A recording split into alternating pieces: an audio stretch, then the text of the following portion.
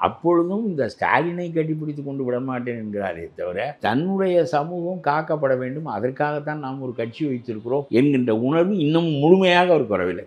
இந்த முனைப்பை இழந்து விட்டார் நம்முடைய திருமாவளவன். அதில் சொல்கிறார், எப்படியும் சிபிஐ விசாரணை வந்துவிடும், அதற்கான உத்தரவுகள் எங்கிருந்தால் பிறப்பிக்கப்படுகிற நிலைமை ஏற்படும், கோர்ட்டை குறிப்பிடும் நீதிமன்றம். அது வந்து நீங்கள் அசிங்கப்படுவதை விட நீங்களே சிபிஐயினுடைய விசாரணையை கேட்டுவிட்டால் உங்களுக்கு நல்லது என்று வேறு சொல்வார். என்னதான் இருந்தாலும் நீங்கள் எனக்கு நண்பர், நீங்கள் கொட்டுப்பட்டு விடக்கூடாது, உங்களுடைய ஆட்சிக்கு சேதம் ஏற்பட்டு விடக்கூடாது, என்னால் எந்த கட்சியோடு சேருவது என்ற முடிவு தெரியாமல் இருக்கின்ற போது நான் ஒரு கட்டாயம் காரணமாக அதை சொல்ல வேண்டியிருக்கிறது.